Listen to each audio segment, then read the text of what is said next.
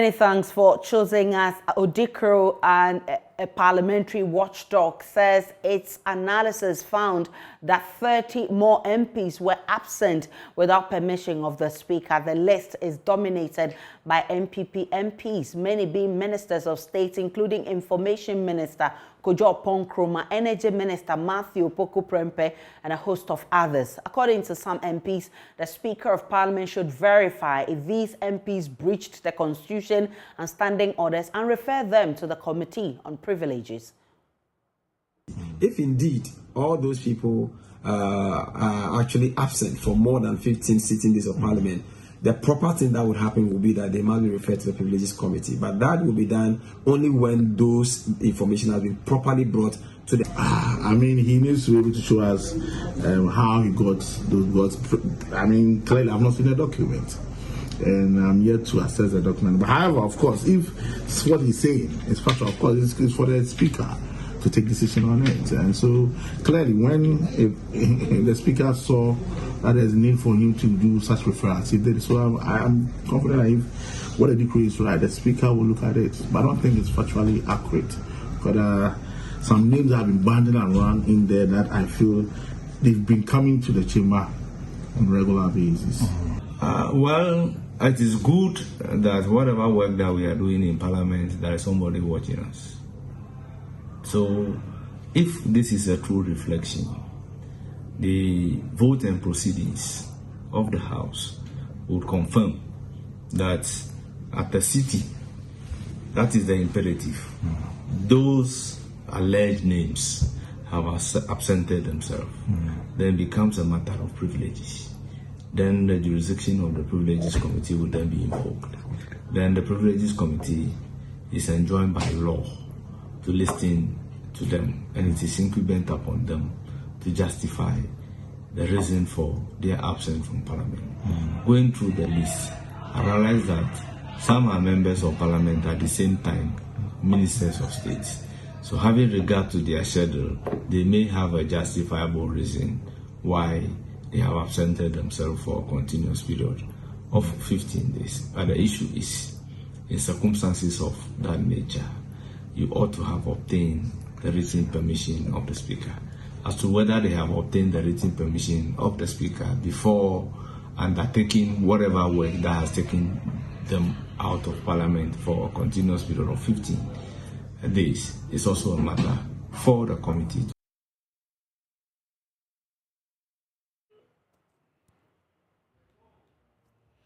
You heard the Medina MP Francis Sosu, Doma East MP Paul Chumberima, and MP for Akache South, MP Bernard Ahiafo. Now, President Akufo-Addo is this afternoon in the Domkwa-Benya constituency to cut sort for the rehabilitation of the 23 kilometers Dom-Kitase Road project. This comes 12 hours after he sacked Adwoa Safo as Minister for Gender and Social Protection. Adwoa Safo's dismissal was contained in a press statement issued by the presidency on Thursday, July 28, under the signature of the Communications Director, Eugene Ahin. According to the statement, President Akufo-Addo did so under Article 81A of the 1992 Constitution. It reads, in accordance with Article 81A of the Constitution, the President of the Republic, Nana Addo Dankwa Akufo-Addo, has revoked the appointment of Honorable Sarah Adwoa Safo, Member of Parliament for Domkwa-Benya, as Minister for Gender, Children and Social Protection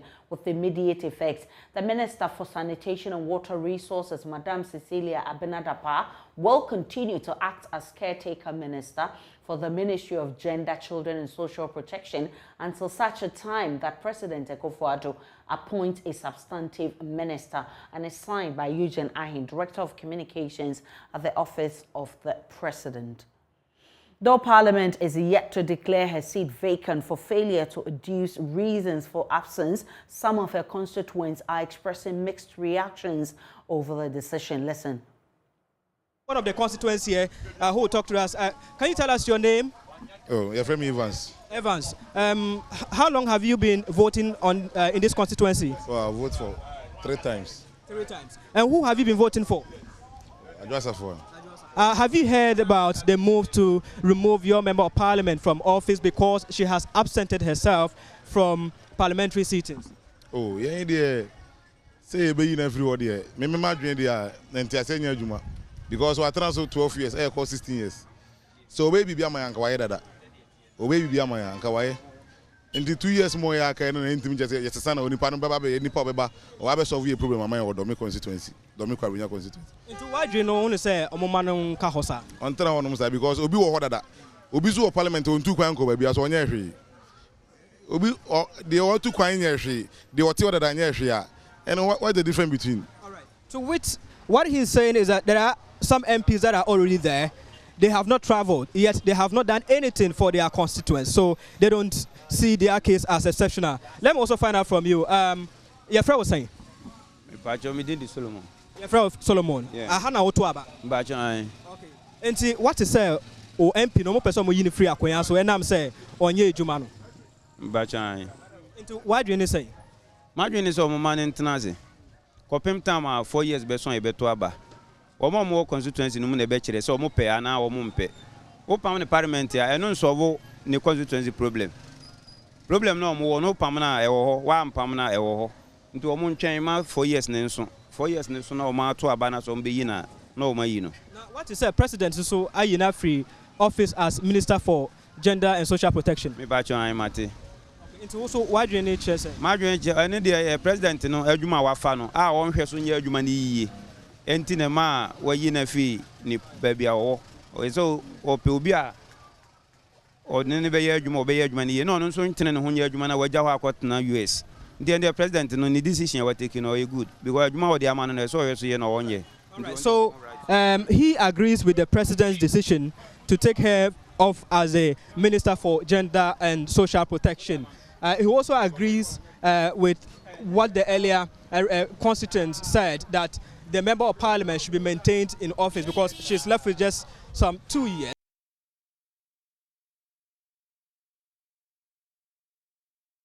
You recall Sen Ghana has expressed worry over the absence of a minister at the Ministry of Gender, Children and Social Protection, adding it is affecting delivery at that ministry. What does relieving the minister of her post means to the ministry? Let's get more from Sen Ghana. Its Chief Executive Officer, Siafa Kamara, joins me via phone. I'm grateful for your time, sir. You've been worried over a ministry without a minister, the impact it has on the ministry. Now the minister has been relieved of her post. What next for you? Well, I think that for us, it has been long overdue. The social protection program that Sen over the last 15 years or more has been engaged with, to be left without a minister at this very critical period when social protection programs are experiencing slash down in government support, delay in cash transfer. We think it has been long overdue. Now that the president has taken the right decision to relieve her of her post, we hope that steps will be taken immediately to have a substantive minister, because social protection needs a powerful voice in cabinet. It needs a powerful voice at all levels of society at this time. And the minister is the best person to do that in government. The absence of a substantive minister is worrying at this particular point in time, given the challenges that we see in social protection. Given that a substantive minister is appointed today, what should be the focus of that minister, considering the neglect of the ministry for the past almost 2 years? I think that the first thing I would like to see a substantive minister do is to connect with the stakeholder in the sector so that we can together review the serious challenges that the sector is facing, especially as Ghana is preparing, it's engaged in discussion with IMF, and we know that IMF programs are usually characterized by reduction in government support for social protection activities. So the first thing the minister should be doing is energizing the the stakeholders, connecting with all of us who are there, and making sure that they get our input into how we can pressure the government, the World Bank, to ensure that social protection programs do not suffer a slash down in government support. Rather, at the time when the country is facing serious problems, the poor who are the weakest in society, that this is the time that we should be pressurizing government and the IMF to ensure that they are protected. Mr. And that's what the minister should focus on. Mr. Kamara, you've been doing a lot of work on the gender ministry. Now, what are the pressing issues that were not dealt with because of the absence of a minister? Well, I think that the gender ministry in many ways has suffered a lot because of the quality of the leadership, even when the minister was there. So we hope that the new minister who will be appointed will understand the issues and be passionate about social protection issues, about issues of inequality. The issues that have suffered are known. We've issued release after release, calling on government to regularize, to make sure that people in Leeds, for example, that they get whatever little money is getting to them to get it on time. That is one issue that has suffered. Social protection programs are experiencing slash down. Those are the issues in the sector. That is why I said that the minister to be the substantive minister, if the president is appointed, they should connect with the network of civil society actors who are involved in the sector to hear their views as to how we can ensure that social protection programs are protected, they are invested in, even during this hard time. Government should prioritize that.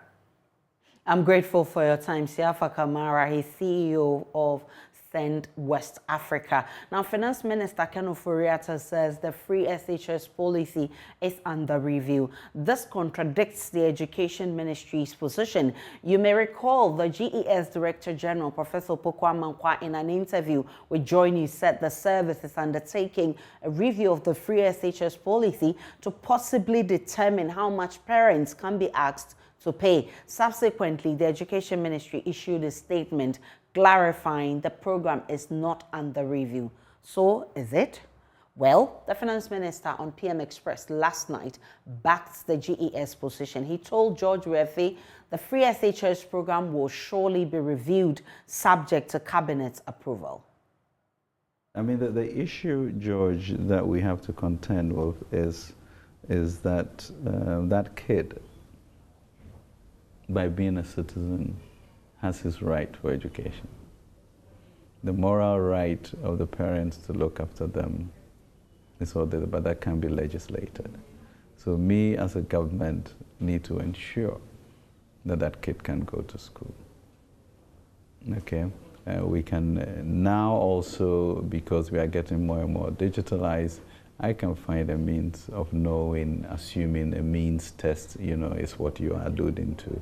We can be more scientific about that.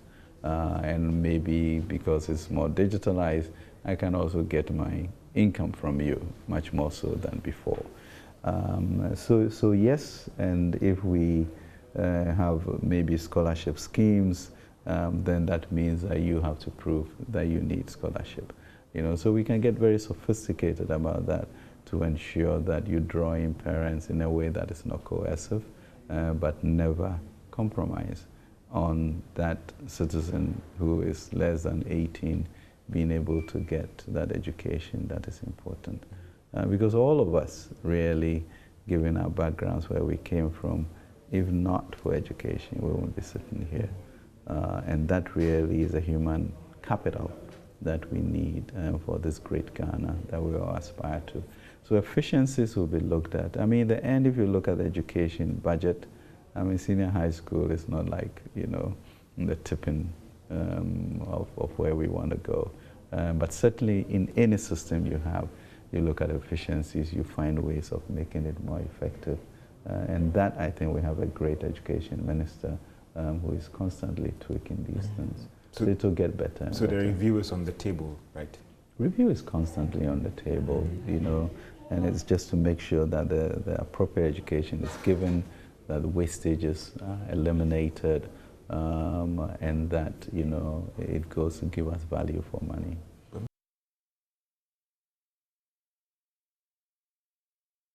The Executive Director of the Africa Education Watch, Kofi Asari, joins me for more on this. I'm grateful for your time this afternoon.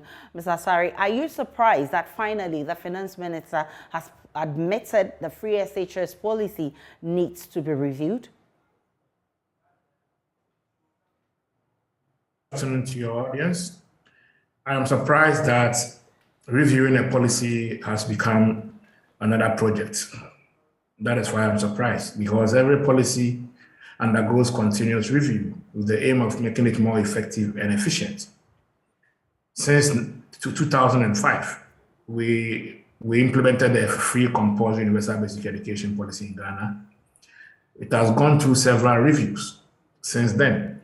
There was a time when we were giving free uniforms to students at the basic level as part of the FQ. Then we even added exercise books. So every policy goes through continuous review processes to improve the policy effectively and also to enhance its efficiency. So far as I'm concerned, removing some items, for instance, off the bill of senior high school students to reduce the cost on government and share, or give an opportunity for parents to participate or share in the cost, you know, shouldn't be any big deal, you understand, except that some people have made it look fetish. A review is normal. We all know, even under the NHIS, when they started, there was only public health institutions. Later, we brought on a private one. So it's a process that shouldn't have been made, you know, the World Cup that has been made to look as if. So I think that I am rather surprised that we are making a big deal out of reviewing a policy to strengthen its effectiveness and efficiency. What I see as the issue is the communication on the review.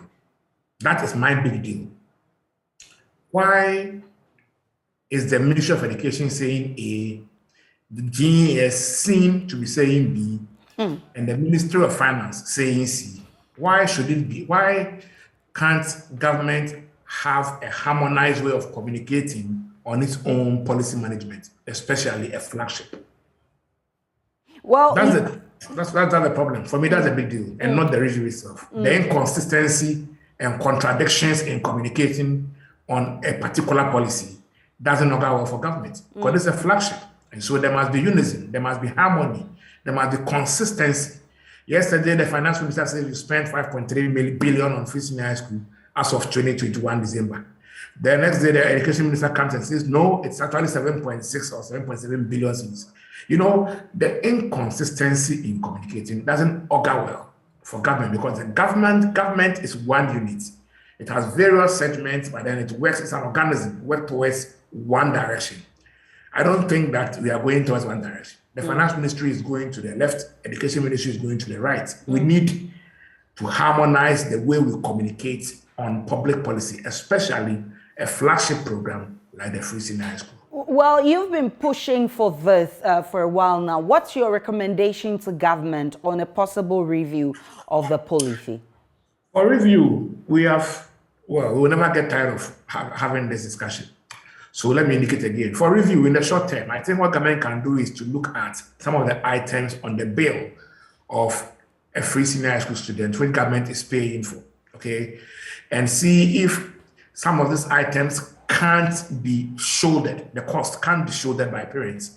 For example, if we look at exercise books, school uniforms, PE kits, notebooks, and school cloth, these 5 items alone cost government in excess of 180 million Ghana cedis a year. Okay? Can't parents take care of this? Because when they were in junior high schools, the parents were buying exercise books for them. The government didn't buy uniforms for them. Government didn't buy notebooks for them. Neither did government buy them PE kits.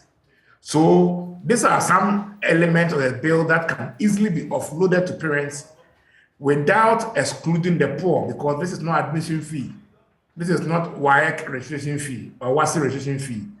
So this is some of the things that can be done in the short term.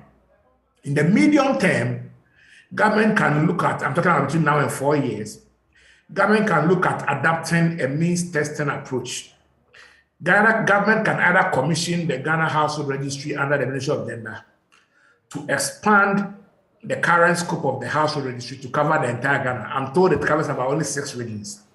Cover the entire Ghana so that we can have a proper registry of all households in the other regions not covered under the Household Registry. Then determine the poor households and then let the households that are not poor pay either a percentage of their fees or all their fees, and then grant full scholarship to the poor households. Another alternative is that government can simply say that students who are attending junior high schools in public schools will have automatically free senior high school, including feeding. And say that those who are attending private schools, depending on the type of private school you're attending, you may have a discount or pay your fees in full. Another option is the option of Uganda. Uganda started doing their free senior high school in 2007, and they achieved 200% increment in enrollment in the first 4 years alone. They simply said that schooling is free, but if you want to go to a boarding school, you pay for your food.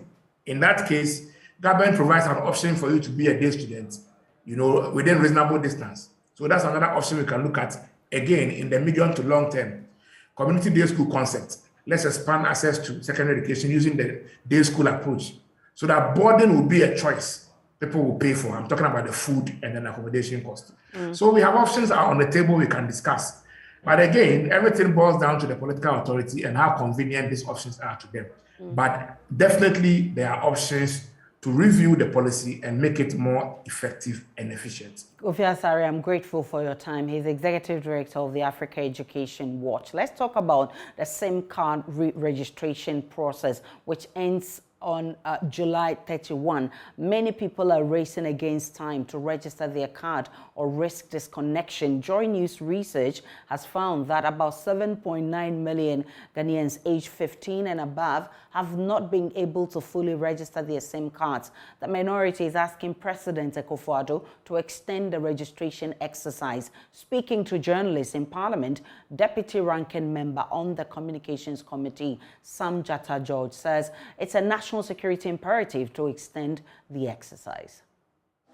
We want to use this means to call on His Excellency President Nana Addo Dankwa Akufo-Addo to instruct his Minister for Communications and Digitalizations to rescind her decision on the deadline, as it holds potential national security implications for millions of Ghanaians who have not been able to, due to no fault of theirs, register their SIM cards. We urge the President and National Security Minister not to treat this issue with kid gloves and take cognizance of the brewing threat of terror and ensure that millions of Ghanaians who earn a living by the use of their SIM cards on a daily basis are not disenfranchised. Ranking member on the committee, Alhaji ABF Hussaini, wondered why government is insisting on only Ghana card for the registration when so many Ghanaians are still yet to secure the Ghana card. So we all know that accessibility to the Ghana card today is not available to millions of Ghanaians, tens of millions of Ghanaians, through no fault of theirs. Indeed, just about 2 weeks ago, the NIA was in this house to brief the house, and they themselves considered that not only do they not have offices across all the districts of this country, but that they are even handicapped in terms of even bare logistics, like printing cards, common ordinary printing cards, staff, and other logistics to be able to meet the growing needs of the people in this. Well, many people are queuing at Ghana card registration centers, eagerly waiting to get their cards so they can register their SIM cards. My colleague Michael Ashali has been interacting with people expectant of getting their cards. We are as for people who have lost their card and are trying to replace it. They tell me they have to go through 4 different processes, even after going to the police station to formally complain that they have lost their card. You bring that complaint from the Ghana Police Service to the Elwak Sports Stadium before you are considered for anything. Many of the people here are definitely frustrated, given that their details are supposed to be on the system already, but they have to go through the system all over again. I have some of them here, especially for Diana, who's been trying for times on end. It's not getting exactly what... Diana, tell me about your situation. Yeah, my name is Diana Bodakpi. My situation is, yesterday I came here, I went to NIA, and then they said I have to come to Elwak for replacement of card. When I came here, I reached around 9 o'clock. We joined the queue. They said we have 4 processes to go through. I went through the first process. It was 3:30 that I finished. I couldn't read even the second process. Then I went and came back this morning. I reached at 6 o'clock. And up to now, I'm still in the second process, not even to the third one before the fourth one. I don't understand the reason why I have to stay in all this queue. Because I have an account with EcoBank. When my card got missing, I went there. I told them my ATM card is missing. They just blocked the line and gave me another card. They did not let me fill another new form. So I don't understand why NIA cannot go through the same process. That they have to let us go through the process that we went through first. I'm from Afienya. All this one from Afienya to this place. Bought a car from how do you call it? From Afienya to 37, then from 37 to this place. Yesterday I went to NIA, from that Shashi to NIA. I bought a car from there to Elwak. All this cost, it's more than 100 cedis. But I've not gotten the card yet. So meanwhile, after this process, they are saying it's 1 month before I can even get the card. Wow, that's what you've been told? Yeah. 1 month before you get the card. Now, they've been making the case that you people have waited all this while only to come and do the card now. It's never true, because first they said you can book an appointment with them online. I tried it several times. It never worked. But 6 months now, I tried to do the process online, so that immediately I can just give them the PIN, the serial number, then I take my card. But it never works. So the first process, just to understand it, what did you really do at the first process? They entered my name on the computer to see whether I've registered. In the second process, what will you do there?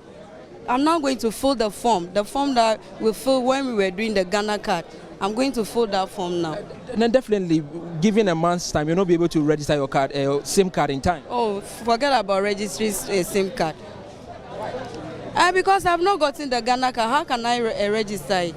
I can't register. So Diana is one of many people that have come to the Elwak Sports Stadium trying to find solution to their problems. It's an unending queue. If you know the Elwak Sports Stadium properly, all the way from the gate, and this is more than half, close to the end of the pitch. You can understand how long people have to stay in these queues. Well, card replacements are not only people who are here. Some people have been chasing their card even after registering years ago. I have one of them here. What's your name? My name is Alhaji Saidu Al-Hassan. Okay, great. Alhaji, so tell me, how long have you been chasing your card since you registered? I've been chasing my Ghana card since the registration, the beginning of the registration, that was in 2018. And this is about my 9th time chasing it. In fact, I just arrived from Upper East Region, to be precise, Tempani District. And yesterday when I arrived, in fact, I was tired. So I have to find out where I could get my card, because the deadline had approached. And I was asked to go to Pantan IT, the IT center. And when I got there, they collected my form and then told me I should come to Elwak yesterday. And I was here almost for 5 o'clock, only to be told that I should go and come this morning. And when I came this morning, 6 o'clock, the place was already full. And we have to sit in the queue, sift until reach my end, only to be told again that I should come 27th of this month. I think there is something wrong. They are hiding something from some of us. And the high time they tell us, the better. I don't know why. You have a bigger fear that you may not be able to register your SIM card in time. How important is it? And from the Greater Accra region, let's bring you views from the Ashanti region. Emmanuel Bright Kwaku has been interacting with people queuing at the MTN registration center. My personal SIM card, I've registered that one. This is my merchant SIM. And before I was registering the other SIM, they told me that they are not yet registering these ones. So just recently that I had a text message that I had to come and register this one too, and that's why I'm not doing it. All right. So does it mean today it's going to affect your schedule, considering the number of people over here? Oh, yeah. I'm supposed to be at work right now, but I have to be here. From here, I have to go back to work. Monday, Tuesday, Nana, Baba Adamwaha, none of my ban. And one other Tuesday and one chain and our BBs. And I don't want her, don't be brave her. But now has 6 o'clock, no coffee. I don't want some coin. Then that's my banana, I don't want her. So now they're much. And then no, Oba Habay Tambena, I feel. About 6. Baba 6 o'clock. So I tell I walk over 11. But I want to hear. Let's just say they'll be about affect 2 days. But Let's understand the situation we're dealing with. Isaac Kofi is our in-house data analyst. He joins me in the studio for an interaction. Kofi, you've been following up on this. What has been what you found with your research?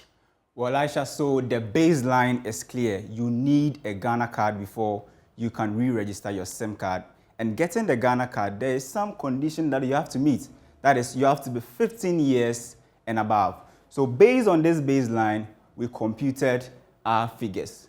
So we are looking at the total number of Ghanaians who are 15 years and above, but we picked this data actually from the Ghana Statistical Service 2021 Population and Housing Census. We found 19.9 million Ghanaians who are 15 years and above currently. Now, Ghanaians with Ghana card, also we know the Finance Minister gave an update when he actually gave the media budget review. He said 15.7 million Ghanaians currently have their Ghana card. What about those who have been able to fully register their SIM cards with their Ghana card? 12 million as we have over there. So we proceeded to do another analysis to check and see how many Ghanaians will be affected if they are not able to meet the deadline. So the first one you see here is that Ghanaians without Ghana card, per the computations we did, will come to 4.2 million Ghanaians without Ghana card at the moment. Now, this is the most important one. Population who may lose their SIM cards, if they are not able to meet the deadline. 7.9 million Ghanaians, Aisha. That means that 7.9 million are the people who will be losing their SIM cards on July 31 if the exercise comes You have a population 15 years above being 19.9 million, and just 12 million have been able to fully register their SIM cards with their Ghana cards. So it simply means that all things being equal, you have 7.9 million Ghanaians who probably may lose their SIM card if they are not able to. If they are not able to make it before the deadline. Thank you very much, Kofi, for bringing us that explanation. We'll take a break on Joy News today. When we return, there's business for you. In business, Finance Minister Ken Ofori-Atta has indicated government will go ahead with a review and in the exemptions under the E-levy rather than scrap the tax. More in business.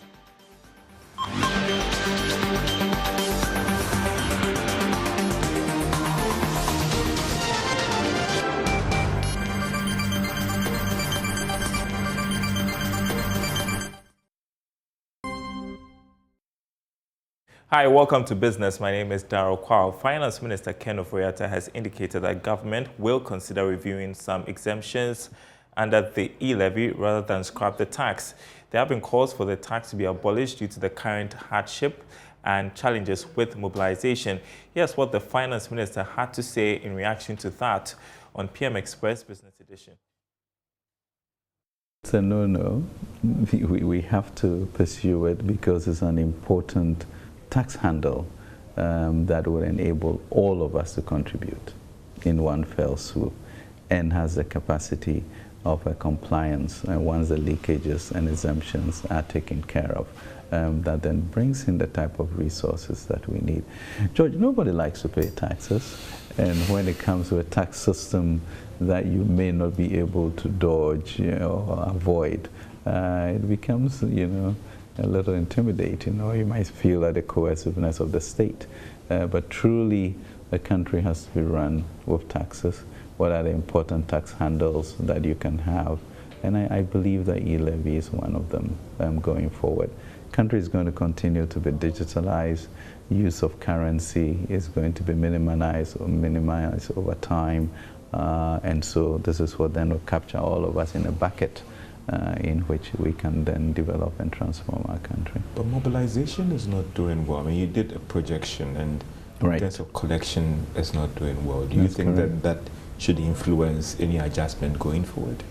Adjustment, I mean, the sense of the assumptions that we gave, to really look at them and really eliminate, as many of the assumptions as possible, in line with our assumptions bill that has now, been passed by Parliament. And that's key. I mean, we need to get all of us contributing to it. And once we do that, we should be able to move this transformation agenda forward. There's calls to also look at the rate as well. Is that something that will be on the table?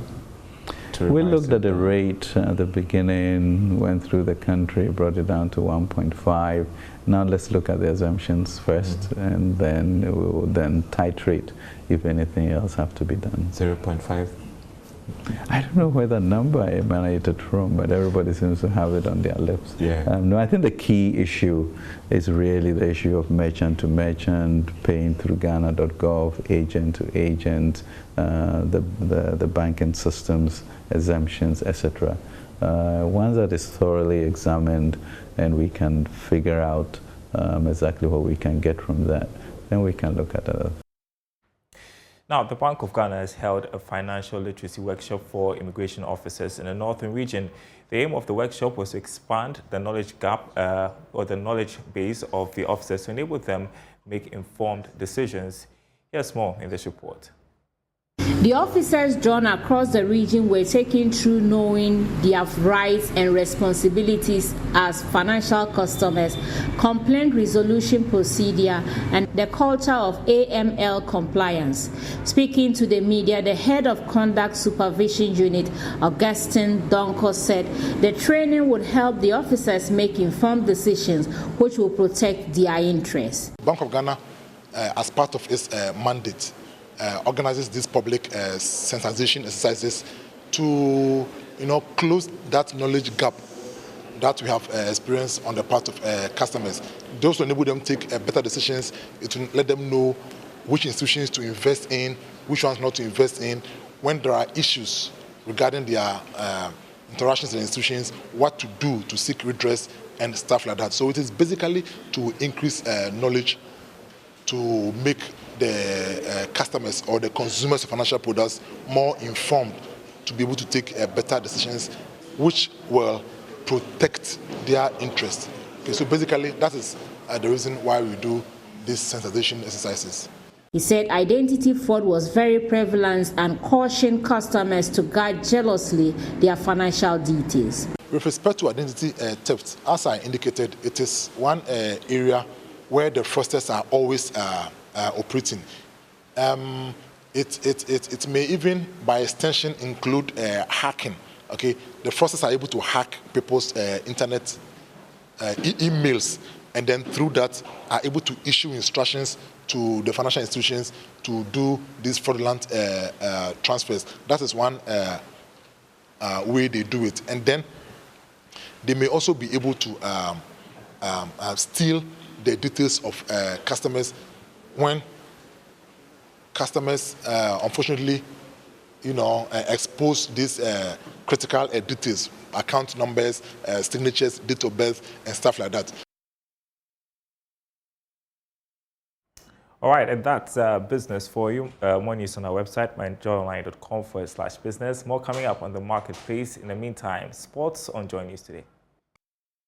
Hello, welcome to the sports segment with me, Razak Musbao. Now, the 2022 Commonwealth Games was launched last night at the Alexandra Stadium, and Ghana, marking its 70th appearance, will be represented by a record number of 101 athletes, the country's biggest representation at the Games since its inception.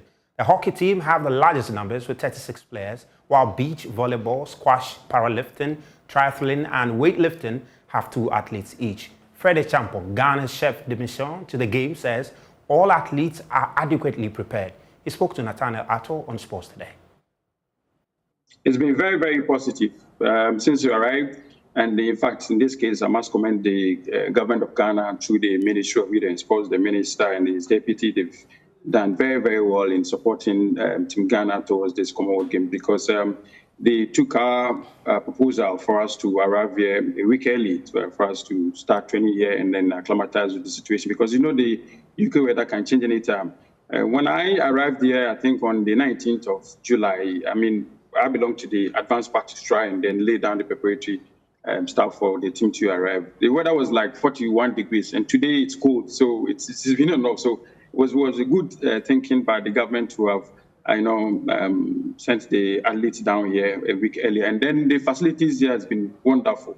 All the sporting disciplines have gotten, top of the notch facility to train with.